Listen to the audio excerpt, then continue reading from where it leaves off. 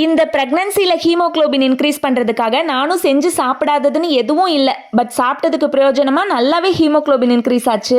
ஆனா என்னோட பிரெக்னன்சி 2 monthsல இருந்து நான் தேடி தேடி கிடைக்காத ஒண்ணுன்னு பாத்தீங்கன்னா இந்த சுவரொட்டி தான். இப்போ எங்க வீட்டுல கெடா வெட்டி இருந்தோம், அதுல இருந்து சுவரொட்டியை தூக்கி என்கிட்ட கொடுத்துட்டாங்க, ஏதாவது பண்ணி சாப்பிடுன்னு. நான் இதுல வெங்காயம் தக்காளி எல்லாமே போட்டு ஒரு கிரேவி மாதிரி பண்ணி சாப்பிடலான்ற ஐடியால தான் இருந்தேன். பட் இதை சுட்டு சாப்பிட்டாதான் அதோட முழு சத்தும் கிடைக்கும், அப்பனாதான் ஹீமோகுளோபினும் நல்லா இன்க்ரீஸ் ஆகும்னு எங்க வீட்டுல எல்லாரும் சொன்னாங்க.